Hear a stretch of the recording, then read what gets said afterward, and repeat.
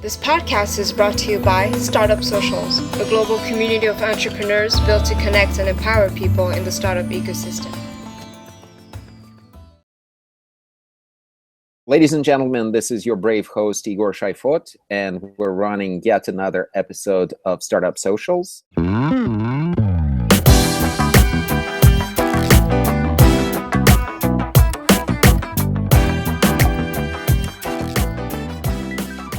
Today we have the brilliant, much talked about Adiba. She's going to tell us certain things that you never heard of, some things that you might have heard of, and a lot of things that you should have heard of. I don't know if you have, but you really should. And we're going to start by asking you to tell us about the organization that you're running right now that I'm sure all of you or most of you heard about, SV Forum.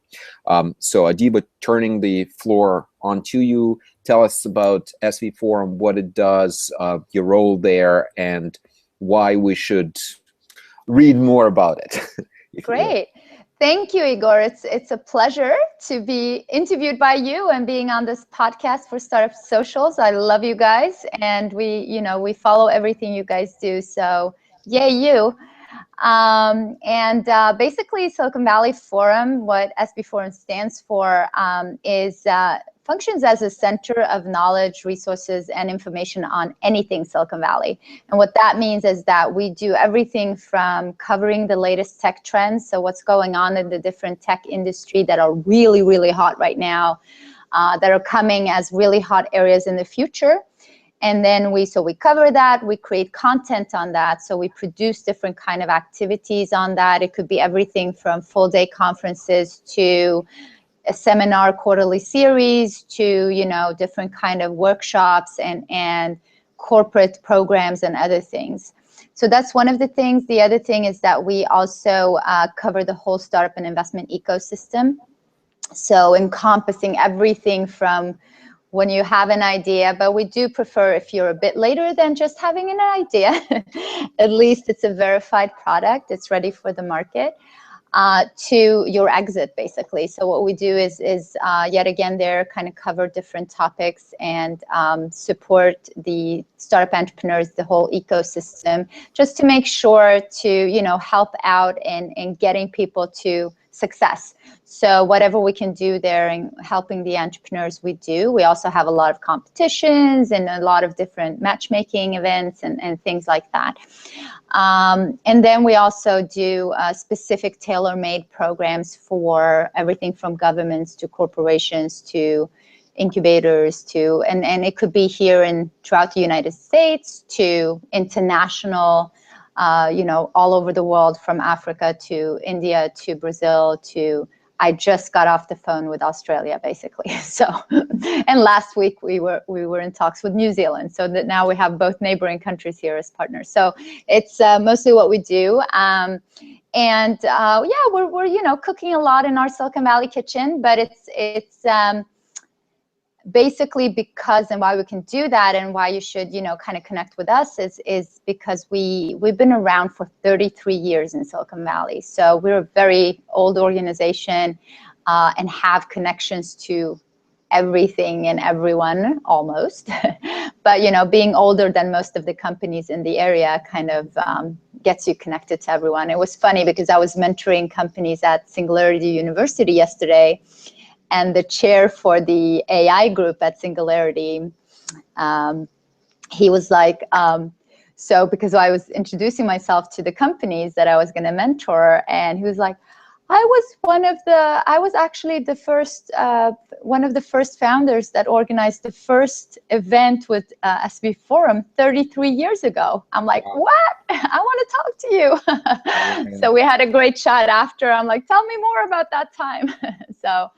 And we give out, and that's one of the things is that we're very much connected to like really top high-profile people that have been part of creating the Silicon Valley ecosystem, and that are, behind many of the really big companies that are here, but also behind many of the new investments and investments and crazy stuff that are going on. We give them awards every year. So since 1998, we've been giving visionary awards. So we have our annual, it's like the Oscars of Silicon Valley, basically. It's a red carpet event, very, VIP at a mansion kind of thing. But the people that we give awards to are, they're VIPs, but they're so humble, amazing people. Well, some of them are completely crazy and insane, and that's what we need here, right? In Silicon Valley, that's what success is. The crazier you are, the better kind of products we get out there that can really change the world. But we've been giving it to everyone from Bill Gates to Elon Musk to Ray Kurzweil to, Sal Khan, Tina Selig to, Jessica Jackley, you name it, Tim Draper, and so on. So it's 92 visionaries so far. So it's a great honor for me to be in this world and be part of and be in the center of everything that's going on around Silicon Valley. I pinch myself every day and just to make sure I'm not dreaming. So it's a lot of fun. Your reach is quite impressive, and I'm sure that the team, not only are you speaking with the aforementioned Australia, New Zealand, Africa, and other parts of the world, but I'm sure that members of the team and people you're working with have huge international experience. As somebody who was born in Russia and lived here for a long time, the question that really is super interesting to me and hopefully to the audience is, what do you think other places, other countries are lacking, although it might be a harsh word, that Silicon Valley has? Or to put it in a more positive light, what would you think the countries that are trying, the cities that are trying to be yet another Silicon Valley need to do? What is missing in their ecosystem? Right. So I don't think that anyone should try to become like Silicon Valley, or, that there are others are missing anything that, compared to Silicon Valley, because I think that each area, and I've actually worked a lot with positioning a country and, what are you really good at, and a region, a city, and so on. And I think what is key is for any country to look at what is our potential, what strengths do we have, what areas are we excelling in? Because almost everyone can find their niche, their position and strength. And then they create an ecosystem and a hub around that. And they go after becoming the world's best within that area. And I think that's the same as with companies, right? And with products. You want to become the world's best, right? You want to lead the market. And that's the same thing with countries and regions. And there's actually I don't know if many people know that, but there's actually a nation brand index. So countries are measured on their brand as much as, and cities, as much as products.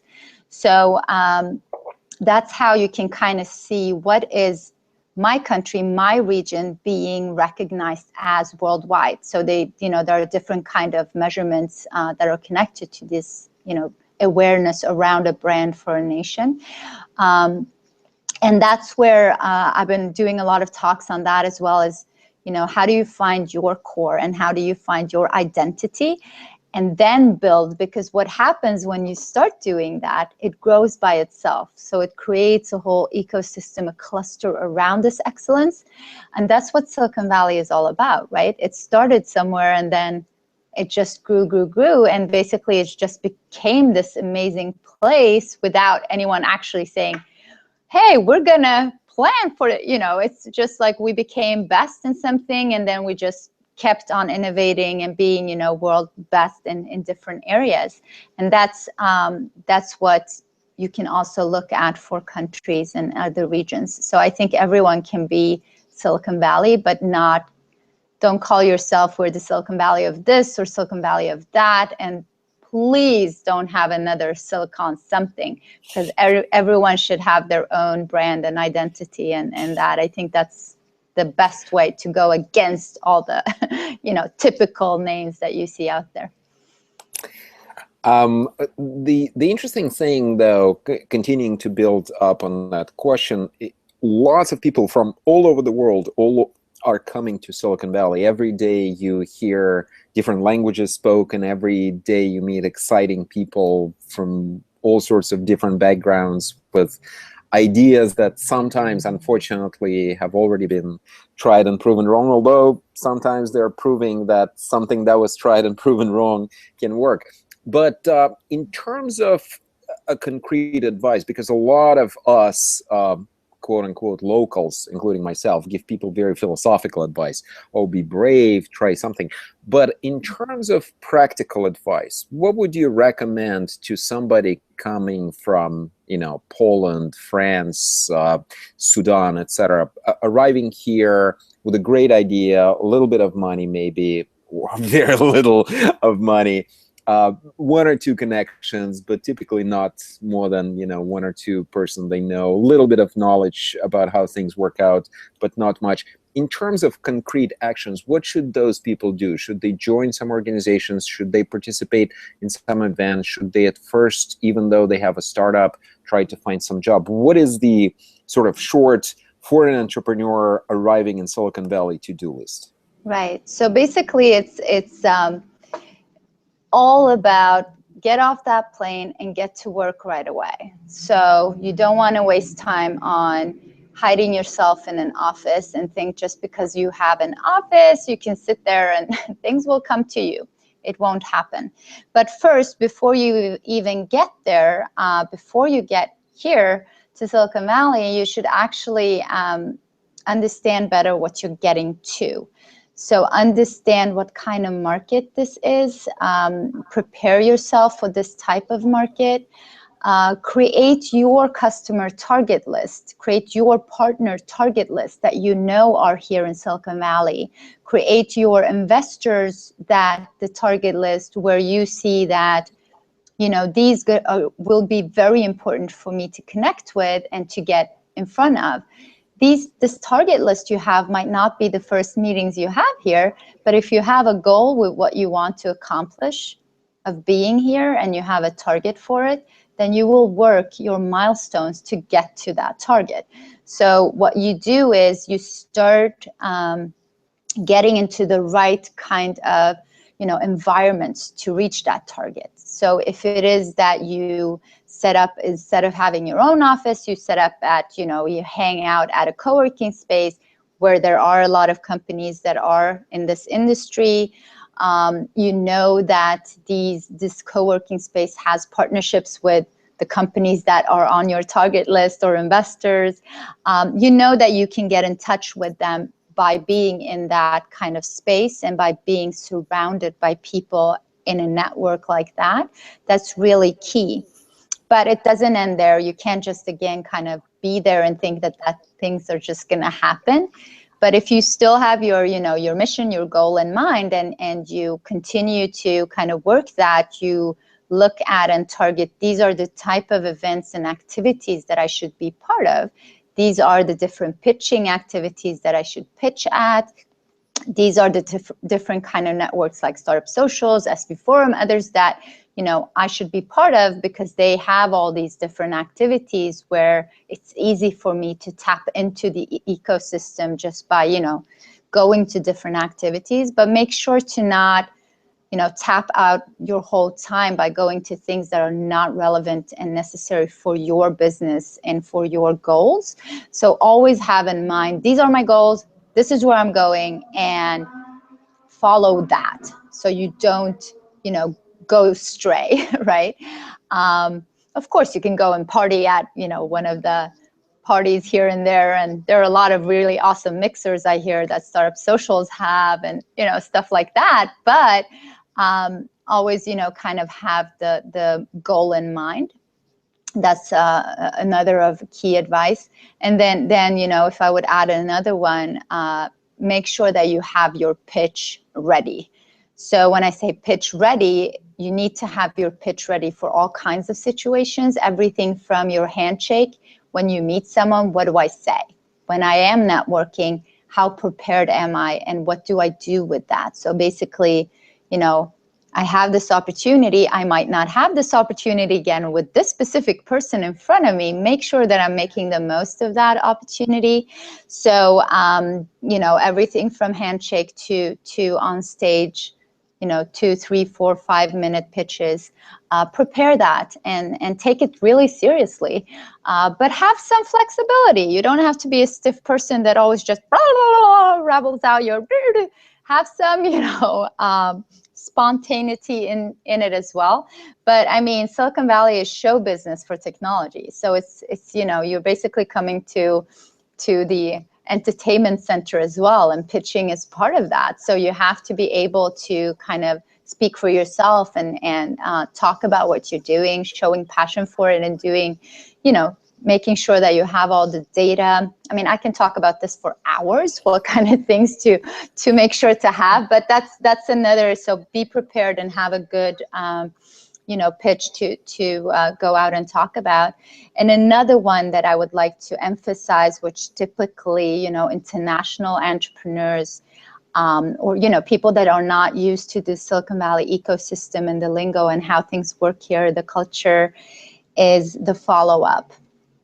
Right? I mean, everything happens based on following up, right? So basically, if you just go to an event and you meet all these people and there were some really great connections there, but you didn't do anything with it, or, you know, you waited a whole month until you acted on it, or, you know, even a week is too long, right? So basically, you went to an event, you got some business cards or some new connections, you added each other on LinkedIn right away.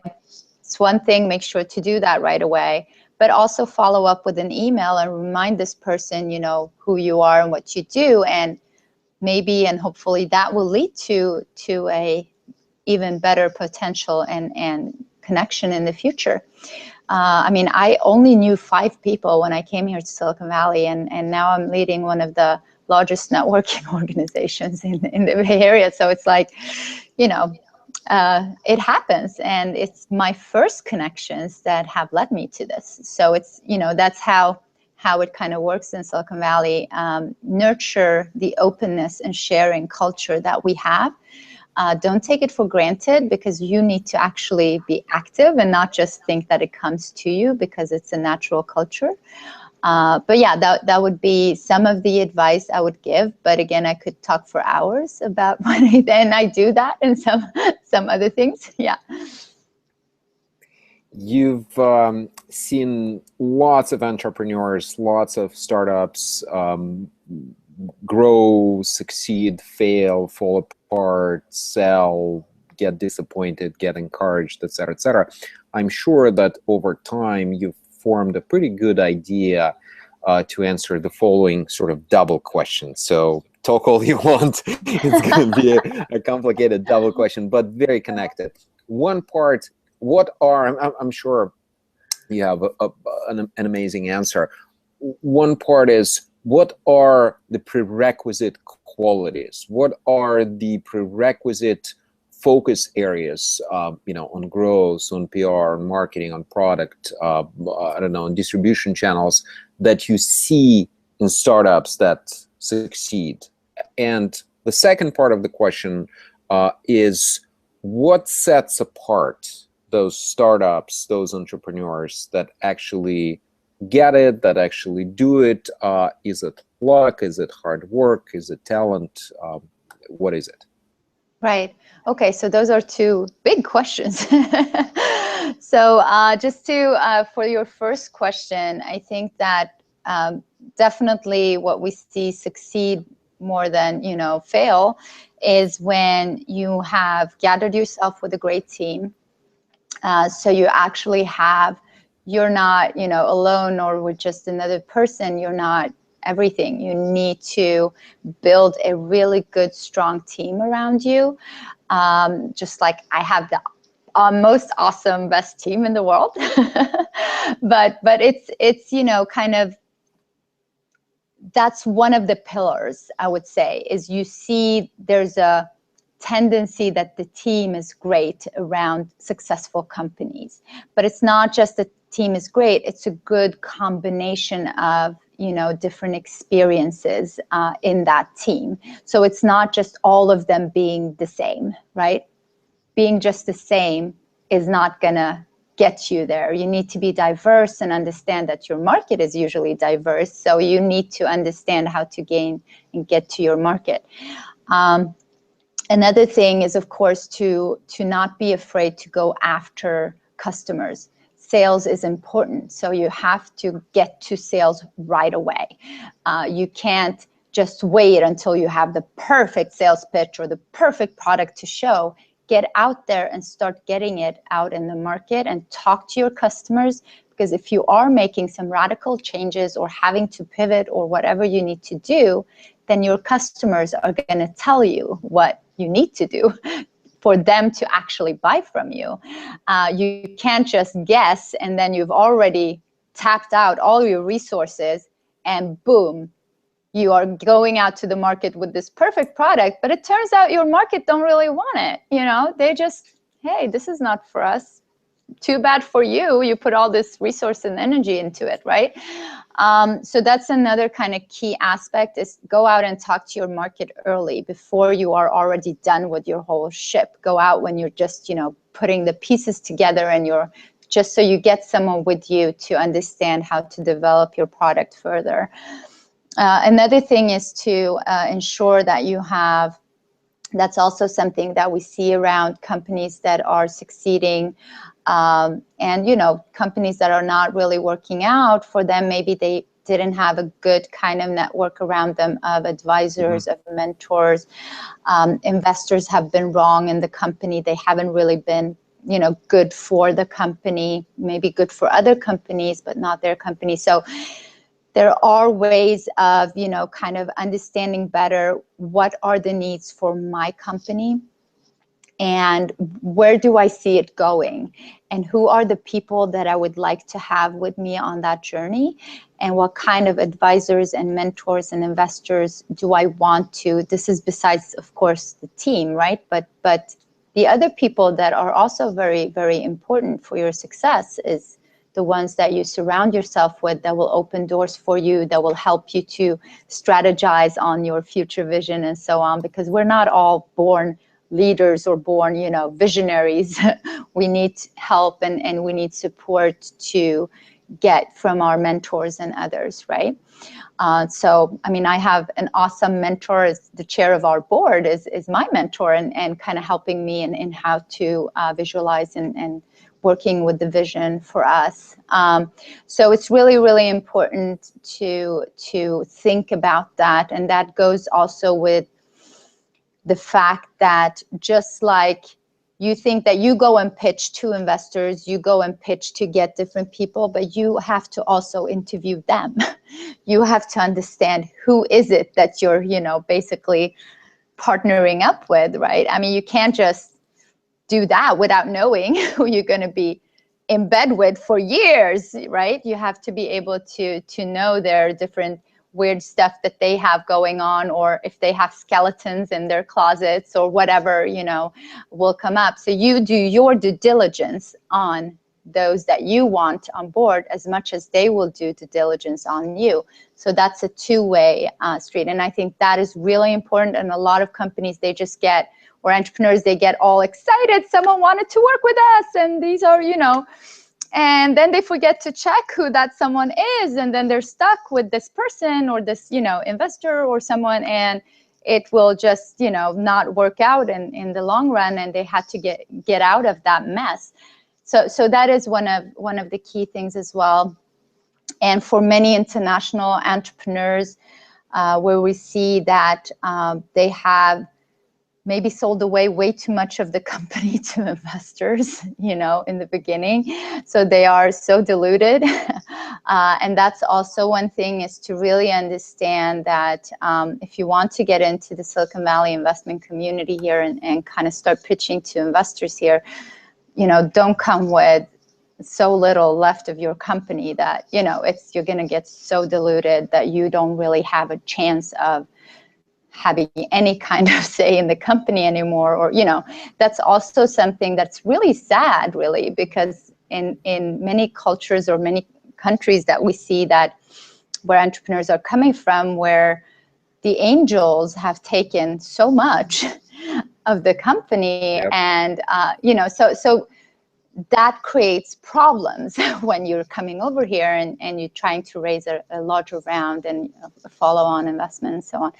These are just things to think about. I don't say that it goes for everyone, because some, they're just rock stars. They just go in and just, boom, they don't even need any, but we're not all that lucky. So it's only the 1% of the, all those companies out there that are actually those type of companies. So most have to work really, really hard to get to that point. What are the key qualities that you think are necessary for success? Yes, right. So I would say, where we see that there is success versus failure. I think any entrepreneur that, and this goes to what I feel in my heart is, great entrepreneurs out there. They are humble. They are entrepreneurs that understand that this is a journey and a lot of people are part of this journey, and they're not the only person on this ship steering they're the captain, but they have to understand that it takes a lot of people to move a ship. So it's really important to find, humbleness within everything that's going on, especially, you're getting all these millions in, you're getting all this attention, and TechCrunch keep writing about you, and you get up on stage on Disrupt, and you get, all this stuff. But don't forget that, everything can also be just pulled away from you instantly, and you need to have, friends and allies and partners around you, and keep being humble to the whole journey. And of course, also with that, pay it forward. I mean, we hear that a lot in Silicon Valley, but the typical successful entrepreneurs, because of being humble and understanding what it meant to get to where they are, they also understand that they got a lot of help. So they now need to help entrepreneurs that are, taking the steps forward. Yep. So that's one of the key attributes, is being that type of person. You kind of have to, being arrogant or being all cocky, or, it's good to have confidence. That's key. You have to have confidence, and you have to believe that, you can get there. Without the confidence, you can forget about it, because you're going to need a lot of confidence to stand up there and pitch your company 100 times at least until you get, any attention or funding. And so confidence and keeping believing in yourself and in your product and your team and so on, as well as perseverance, of course. I mean, it's tough. You have to be able to take the downs, as well as the, the lows, as well as the highs, and, keep working at it and have endurance and to actually make it. You probably, as a successful entrepreneur, you probably also have to have good support, not just from your, network advisors and team and so on, to kind of get to the goal, but also from your family and loved ones and your community, because you're not going to spend that much time with them, because you're so all into this company and building it to getting to that step. So it's really important that you have that support, because having that kind of, guilt and feeling so bad that you're disappointing people, or you're having, all that, we're seeing that that's actually something that's hurting a lot of entrepreneurs today, is that the pressure gets so high.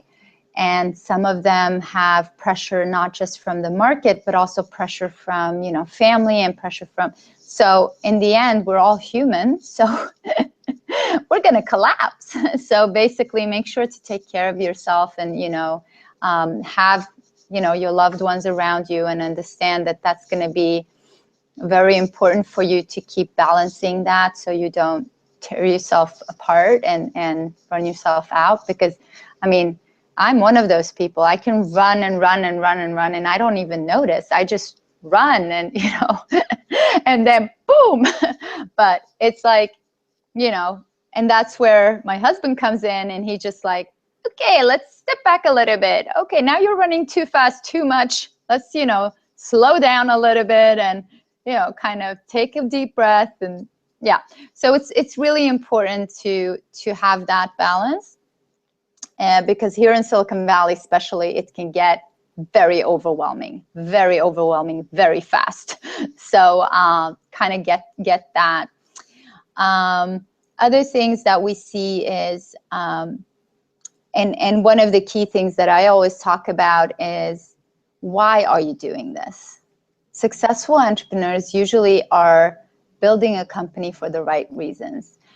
They're not just in it to cash out fast, to get, you know, their exit and then, you know, leave or whatever. It's not in it for just the money, right?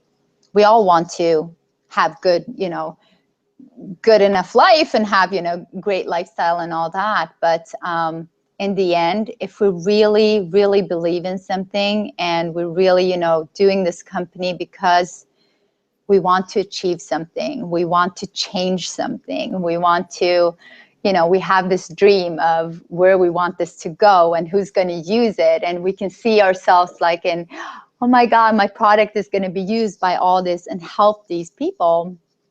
Whatever it is, if it's helping a, you know, an engineer, or if it's helping a patient, or whatever it's kind of there to support, that's what should be in your vision, and not, you know, oh, 5 years I'm going to cash out, and oh, I will, you know, it's great as an entrepreneur to understand the financial, you know, projection that can happen over years, and it's great to have a goal where, you know, this is going to be so successful that this will generate, you know, millions and millions and maybe billions, right? But if that's the only thing that's driving you to that goal, then you will get tired very, very fast, and you will not be able to keep on, you know, getting to that goal, because it's not the actual company and product that's, you know, and the change it will make, or, you know,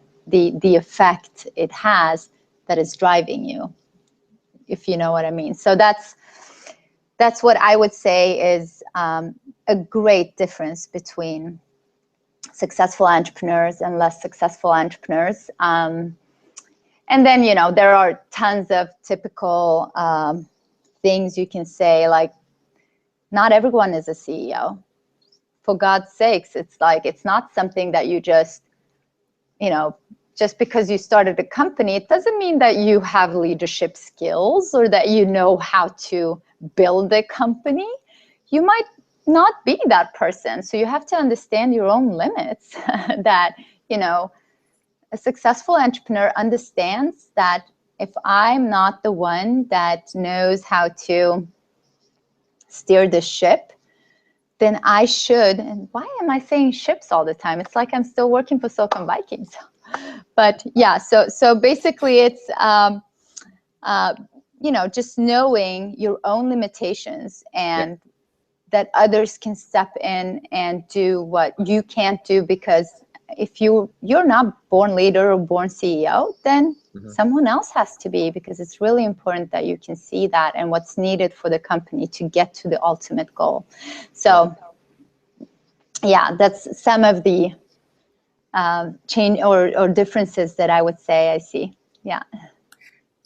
Great answers, much appreciated. The last question is something that we traditionally ask all of the people we interview, and we're going to post the links under the interview. And the question is, what are the books? They don't necessarily have to be business books. They could be fiction. They could be nonfiction.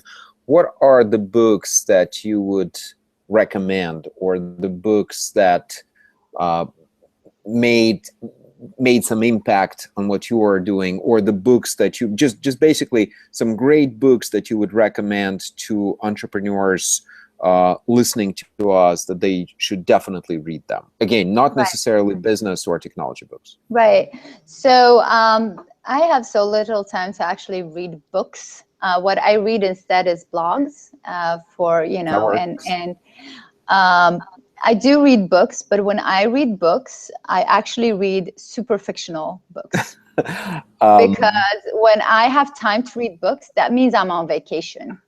And when I'm on vacation, I don't want to think about startups or investments or, you know, technology. So I read something that's, you know, either science fiction, but like something that is in a weird place in a different planet. I love space. Yeah, so space is like, you know, stuff around that, or, you know, something about, you know, this British comedian that is just makes me laugh out loud. Marion Keyes, she's amazing. She's an author from Britain or Ireland. I don't know, but super hilarious. So things like that. That's what I read on my vacation. However, what I do read is, one of my big idols is Richard Branson. So go figure. But I, you know, I follow his blogs and his different kind of, and basically, you know, everything he posts that have some kind of, you know, meaning and something I can learn from and get inspired by, as well as some that I follow on LinkedIn and others where, you know, I kind of follow what they're up to and what's coming next and stuff like that. Like Reid Hoffman, I really appreciate everything he says. So it was a great honor to meet with him when we had a Visionary Salon dinner with him in February last year. So we had the honor to listen to him during dinner. But it's, you know, people like that inspire me. Elon Musk, everything he does is like, even though he seems to be completely crazy, and that again goes with the whole characteristics. Yeah, if you want to know successful entrepreneurs, it could also be that you have a crazy gene, meaning that you don't see limits. You just, you don't have any hesitation of, you know, running and jumping. And if you don't have a parachute, it's okay. You're gonna somehow land on your feet. But so yeah, so people like that inspire me.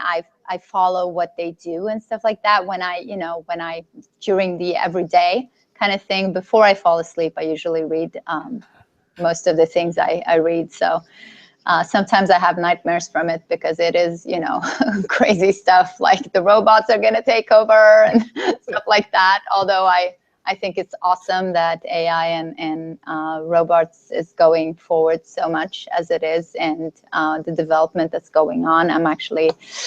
I'm not worried at all. I think it's going to be great to have a robot friend. So absolutely. Yeah. So yeah, that's basically it. Cool.